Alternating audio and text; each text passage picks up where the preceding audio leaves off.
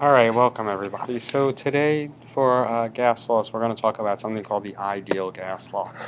And what the ideal gas law does is it combines all the gas laws that we had above into one law and makes the gas law equal to the actual constant called R. And I'll show you that in 1 second. If we were to take the gas law P1, V1, N1, T1, and instead of setting it equal to a second value, we were to just make it equal to a constant that we give the letter R to, we could rearrange this equation into PV equals nRT, and this is called the ideal gas law.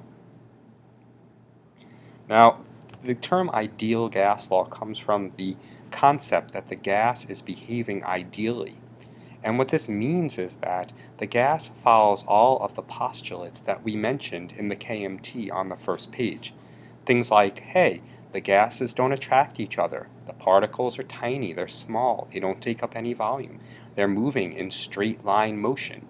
Things like this, these ideas that the collisions are elastic, all of those postulates are checked off, and the gas will behave in such a way where the particles, when we change the conditions or when we look at the gas under certain conditions, all of the variables will fall into this law.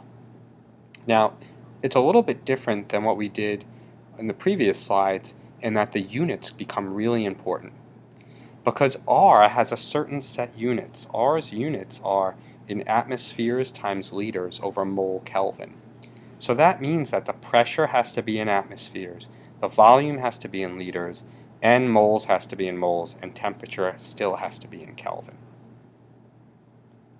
Now we could use standard conditions and find out what R is. I give you R's value there. It's 0.0821, but you know something, I can actually go through and I can solve for R just by plugging in values. If we use STP, pressure is 1 atmosphere, volume of 1 mole is 22.4 liters, the 1 mole is 1 mole, and temperature is 273 Kelvin. And when I do this and round the number, I get 0.0821 with the units atmospheres, liters, moles, Kelvin. You should know this number, 0.0821. It's the ideal gas law constant. So now all that we have to do is, plug in values. That's really what we end up doing. But what I'd like to do is, I'd like to actually go through and compare or talk about what you could do to this equation to manipulate it. One thing that you can do is you can substitute in for moles. So when we think about moles, moles are equal to the mass over the molar mass. And so instead of having PV equals nRT, I could have PV equals mass over the molar mass, the GFM, times RT. And I could solve for molar mass like I do down here, and I get GFM is equal to the mass times R times T over pressure and volume. So sometimes a question you'll be asked is, hey, what's the molar mass of this gas? And they give you all the conditions. And they ask you what the mass is, or what the gram formula mass is, or what the identity of the gas is. And you'll see some practice problems like that. So far we have the PV equals nRT. You should know this one. And then manipulating it, rearranging it, you should know this one. Now, do you have to memorize the second equation? No. You can derive it every time. You could solve for moles up here, so you could solve for moles and then traditionally go and find the gram formula mass if you know how many grams there are and how many moles there are. This just takes some of the guesswork out down here, makes it a little bit easier.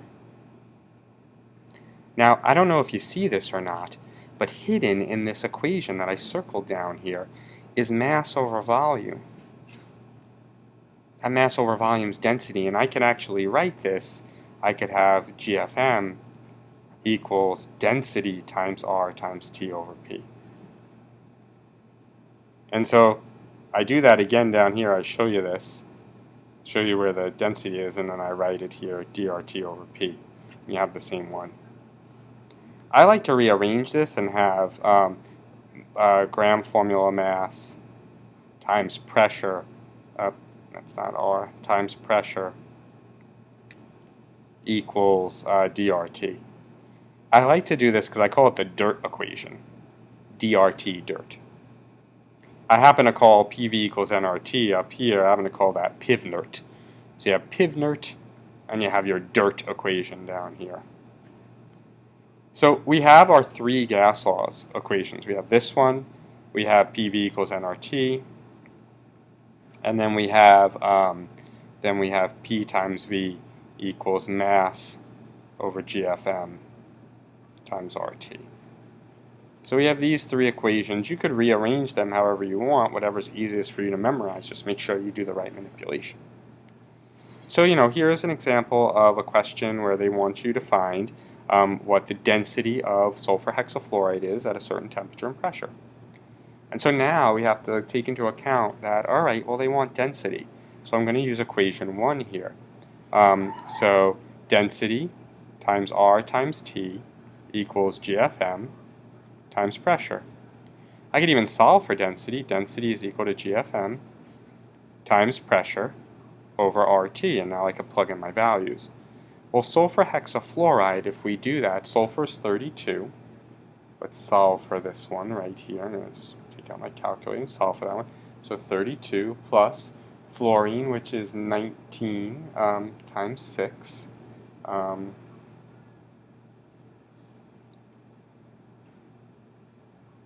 And so we get 146 for the GFM. So density equals 146 grams per mole times the pressure. They say the pressure is 950 torr. We have to make that into atmospheres because we're going to be using our R. So that's 950 divided by 760. And then we have our R value, which is 0.0821.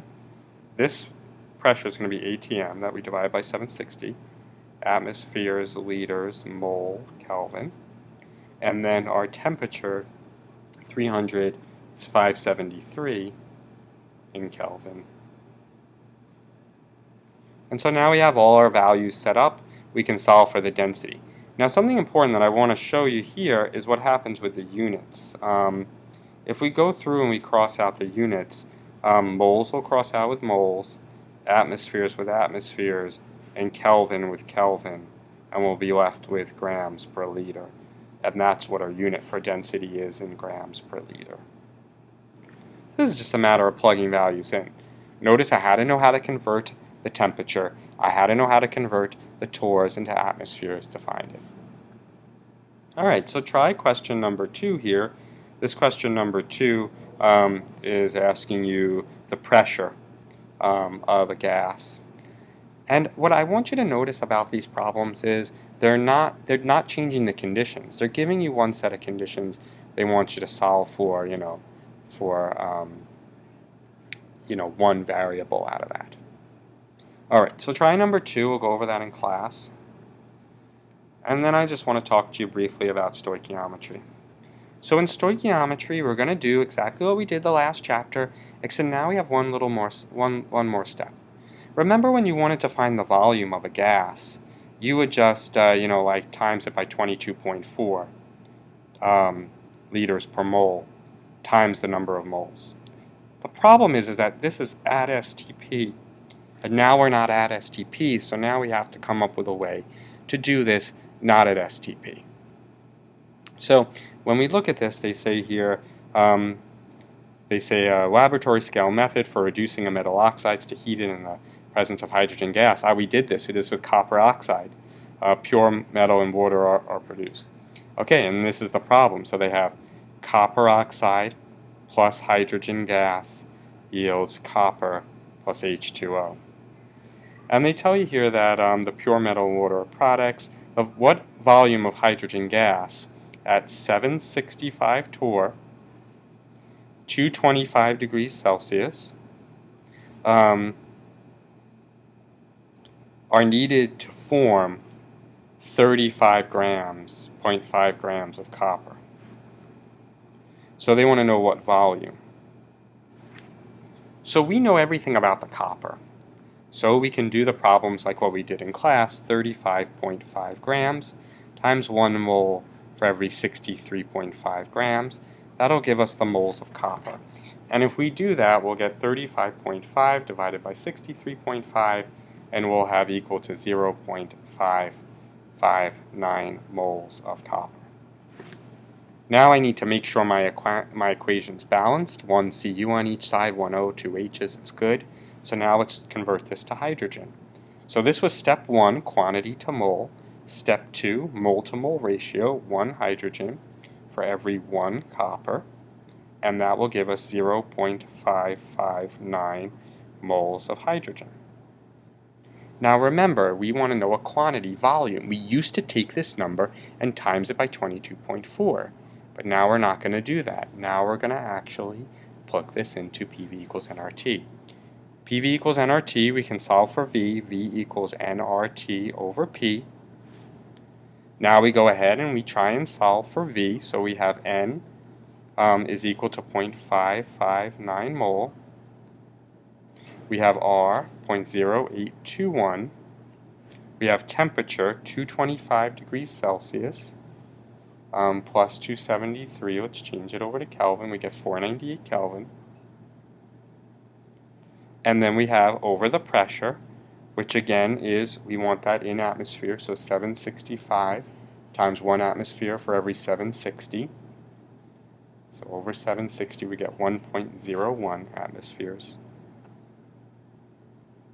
And then we can solve and we can find the volume of hydrogen.